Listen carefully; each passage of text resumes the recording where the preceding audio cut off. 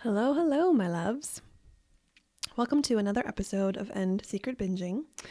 Today's episode is one that might resonate with a lot of you listening, and it addresses these types of questions. Why are we so hard on ourselves? And does it actually help or hurt us in the long run? And how do we get this inner critic, this part of us that's just so mean and critical of ourselves, to shut up? And do we even want that? Why are we afraid of losing our inner critic? If you've listened to episode 3 called Love as a Motivator, you know that the research shows that self-criticism, shame, guilt, and judgment do not work in terms of sustainable motivation for change, and that self-compassion is much more effective to instill long-term permanent change. Self-compassion basically acknowledges the suffering that you're in, and instead of judging or shaming yourself for it, which stops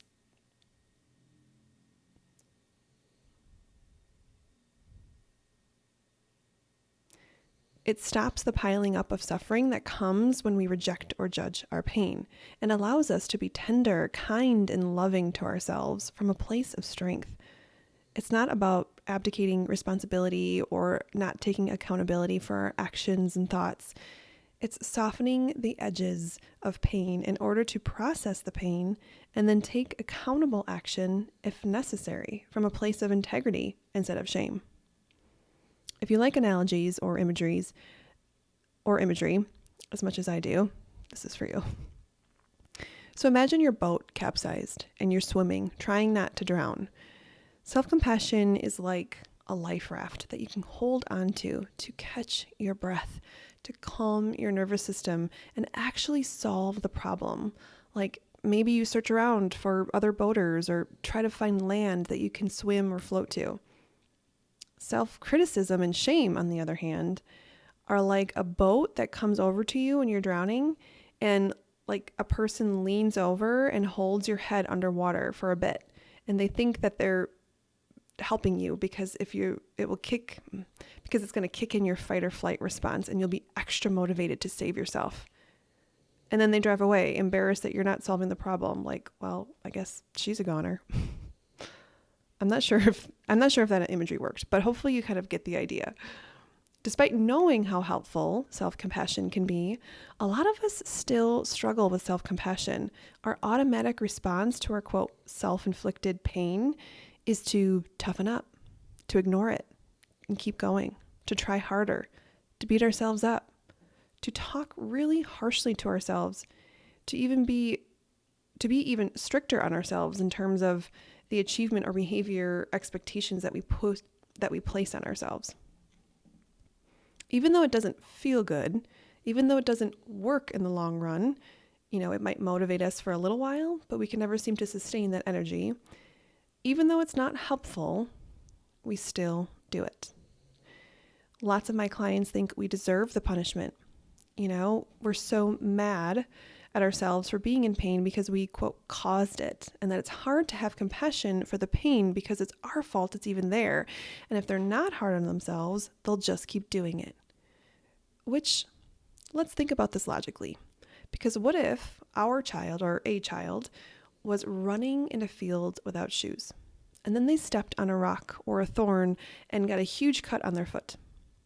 If we talk to them like we talk to ourselves, it would sound something like this. You're so stupid. Why did you think it was a good idea to run in a field without shoes? Are you that ignorant? This pain that you're in is all your fault. It could have been avoided if you weren't so dumb and careless. Now you have to suffer, and you deserve it. This doesn't surprise me. You always do dumb stuff like this. So, what we're doing is we reject the pain as real or valid, while 2, we simultaneously are saying that it's deserved. 3, we're belittling them, making them feel less valuable or good. 4, we abandon them. We reject their cry for help. And 5, we discredit the idea that they could ever do better, effectively hindering their belief that they could learn and grow from this experience. We tell them that this is bad behavior and they are bad for doing this, which would lead them to believe that they will always do bad things because they are bad. Now, if we talked to the child like a person that we loved and wanted to see succeed, it would look different. Maybe we'd rub their back and say something like, "Oh, ouch, that cut hurts, doesn't it? Here, let me get some bandages and cream so we can treat it and help it heal properly." Running in a field with no shoes comes with risks. I know you didn't try to get hurt, you were just trying to have fun. But maybe next time we can wear those fun sandals you like so we can keep those feet safe. What do you think of that? That response does the opposite of the first response I talked through. It acknowledges the pain they're in and that it isn't their fault and that they didn't want this to happen, and recognize that their intent was good. They offered help and tenderness to let them know that they weren't alone in the pain. They didn't criticize them, but showed them that this is a potential consequence. They offered advice and asked for their input for ways to help the current problem and prevent the problem from happening again. So why does this difference matter? Well, it probably seems obvious, but let's talk about it anyway, because when it comes to our relationship with ourselves, it doesn't always feel obvious. Hold on. Lola, can you stop snoring, baby? Stop snoring. Lola, can you stop snoring?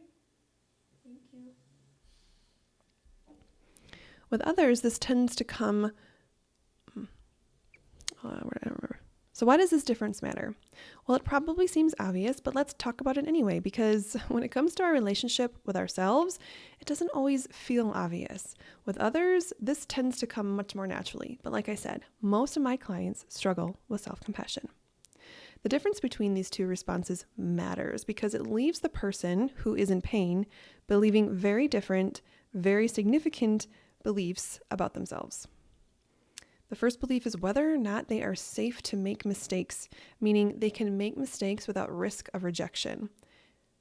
Like no matter what, they're still lovable and worthy. This is a big one. It's important for a lot of reasons, but one of them is because we know that the price of admission for growth and expansion in life is failure, is mistakes. It's how we learn, and it's just a guarantee anytime we want to take our lives to the next level. So if it's not safe to make mistakes, it means they either avoid taking risks or living a big life, or they spend all of their energy mitigating risks, which is where we see perfectionism. They either have to do it perfectly or not at all. They're also establishing the belief between these two scenarios on whether they can trust or depend on others to be there in times of need. Can they make mistakes without the risk of abandonment? Or are they in this alone? If they mess up, will they be cast out and discarded? They're also establishing the belief on whether they can evolve and grow or if they'll always be this way. This one is a doozy because if we think something is irreparably broken, we will not try to fix it because what's the point? We just accept that it's broken. And when we can accept that we're incapable of more, we stay dissatisfied with less. Now, you might think this one situation doesn't have that much power to establish all of these belief systems and mindsets, but these moments in our childhoods and also in our adulthoods shape our perspectives of ourselves. And when you combine all these moments together, they greatly affect the way we think, the way we feel, and the way we act and show up in the world. You also might think, but I'm not a child. I should know better. If I don't wear shoes in a field and get hurt, that's my own fault and I don't need to be coddled. And as an adult, yes, our ability to mitigate risk, self-soothe, and regulate our emotions is better than a child. However, when we do or don't do the thing that we think we should or shouldn't do, when we think we should know better, clearly there's something standing in the way. We are capable adults in a lot of ways, and in some ways, we're still those stunted children who didn't get their needs met. When we're struggling, it doesn't matter what our capacity, quote, should be. What matters is tending to our needs as they are, meeting us where we're at. If you're failing at making a change in your life that you, quote, should be able to make, there's something standing in your way. And it's so much more helpful to be curious about what that could be so that you can address it. And the most effective way to be curious with yourself is to first be compassionate with yourself. When you're strict or hard on yourself, you block all curiosity and understanding and all learning. When we fall short of our own expectations, this is when we often become severely harsh on ourselves, ultimately rejecting and abandoning ourselves when what we need is the exact opposite.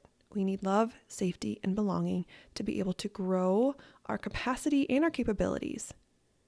We need to know that we are safe to venture out of the cave and try things and experiment and learn.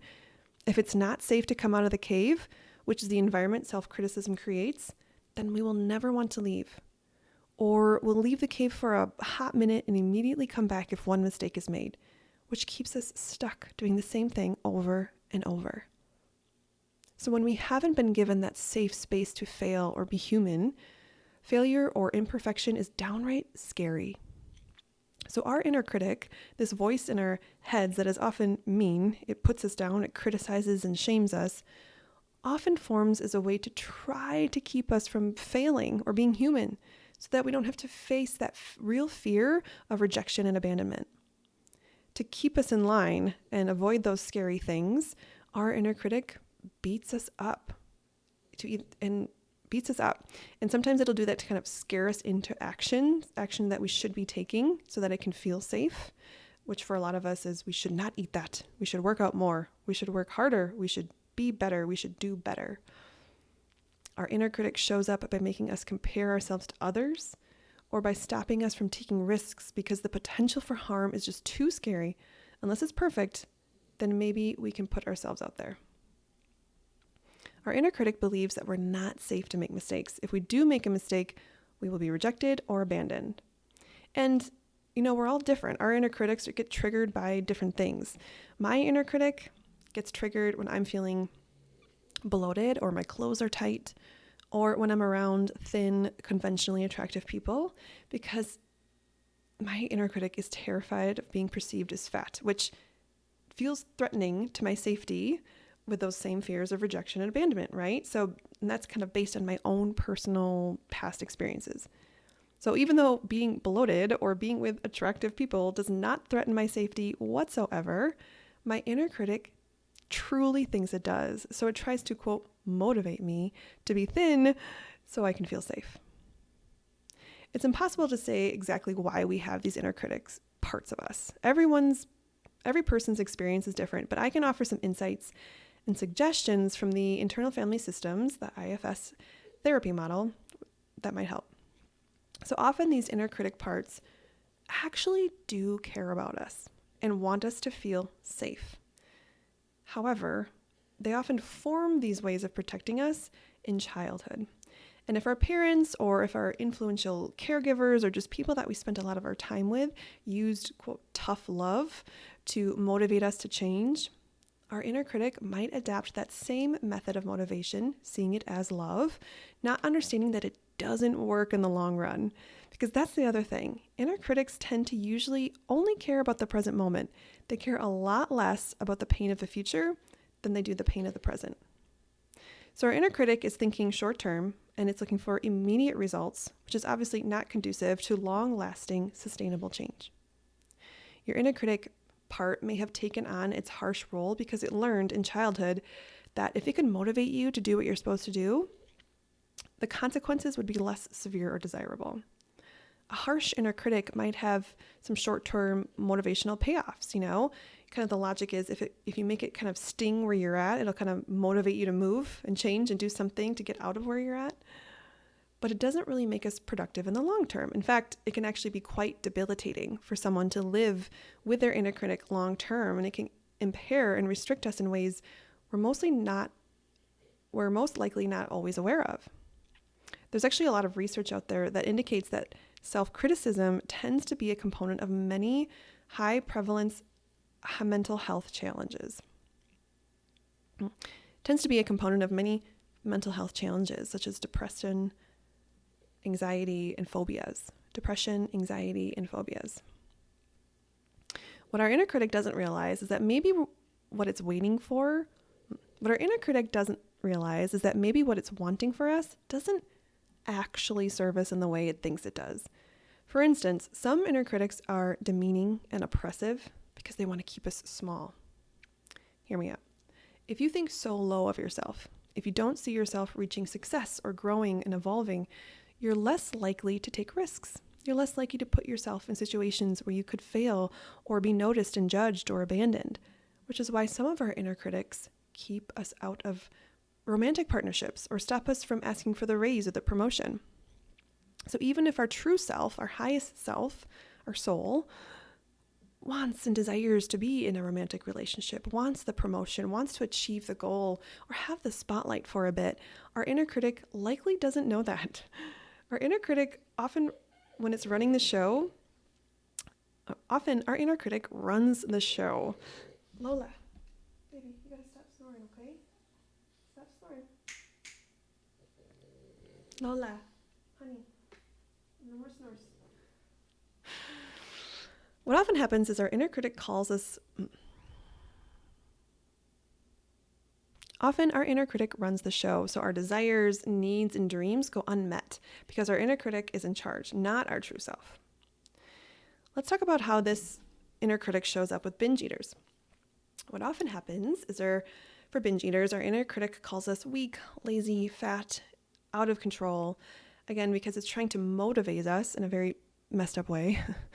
It noticed that when it's mean, it can usually cause some sort of correctified behavior. However, it doesn't realize kind of the long-lasting effects that it's doing, and it doesn't realize that that motivation doesn't last forever. So it tells us to diet. Usually it tells us in very mean ways so that we can lose weight and do what our inner critic thinks we really want. Because to our inner critic, weight loss might feel safe. And often we believe if we were thinner, we'd be accepted and loved and overall would just feel safe, especially if we experienced rejection or abandonment because of our body size in the past. But when we do this binge recovery work, we are working in direct contrast to the ways of the inner critic a lot of the time. It's in direct opposition. So instead, we're telling ourselves that restriction, dieting, leads us to obsess over food. So let's allow ourselves unconditional permission to eat and listen to our bodies to understand what they want and need. This can cause our inner critic to freak out and double down if it doesn't trust you to keep yourself safe. Which is why it can be helpful to approach your inner critic with some understanding, seeing it as separate from yourself. So is so helpful when your inner critic comes on strong. It can be helpful to picture a child kind of having a tantrum who just needs to be soothed and comforted. Your inner critic is trying to protect you in its strange, unhelpful way, and learning how to work with it instead of against it can be really helpful. Which is why I ask my clients to have a conversation with their inner critic, which is a strategy taken from the IFS therapy model. So of course, the dialogue depends on the person, but the overall gist of the conversation goes a bit like this. First, we ask permission to access our inner critic. Sometimes it doesn't feel accessible, so asking permission is a helpful first step. Then we ask it, and we kind of ask from our capital S self, we ask our inner critic, what do you want me to know? Of course, how it answers is up to each individual person, but here's how my conversation with my inner critic went, so you can kind of just see how it goes. So I asked my inner critic, what do you want me to know? And it would say, I need you to know that I'm scared and I'm tired. I'm working really hard to keep you safe, but you're just not listening to me. So as myself, I respond, I'm sorry that you're tired. I appreciate your efforts to try to keep me safe. What are you afraid would happen if you weren't so critical of me? If you weren't so critical of me? It would typically answer something like, if I wasn't so mean to you, you'd do nothing but eat all day and sit on the couch. So then I would ask, what's the worst part of that? And it said, my inner critic would respond, you'd be miserable, depressed. You'd be completely checked out from the rest of the world. I'm keeping you going, but I'm so exhausted.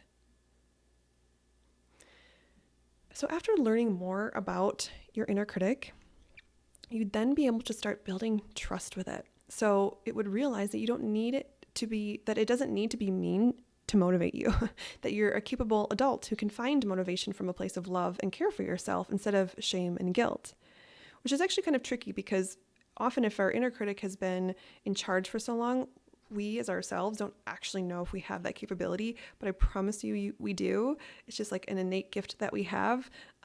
However, it's that part that inner critic that is kind of getting in the way and making us believe that we actually can't because we haven't really experienced it without our inner critic.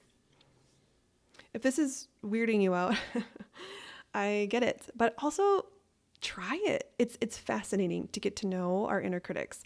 They're not us. They're parts of us that took on these roles in an attempt to help us. So from there, we'd work on building trust with your inner critic and then heal the parts of us that need its protection or that think they need its protection. It's a lot, more than one podcast episode can get into, but I'm hoping you found this episode somewhat helpful as you learn to deal with your own inner critic and not even just deal with it, but understand it and try to appreciate it for what it's trying to do. If you're ready to heal the parts of you that feel the need to criticize and judge yourself, and the parts of you that feel the need to binge, and the parts of you that feel the need to diet, I would love to partner with you as you do this important work, this work that will absolutely transform your life into one that feels uniquely true and uniquely yours. Schedule a free consult call today at sammybcoaching.com. That's SAMMYBEE coaching.com. I look forward to chatting with you. See you next week, guys.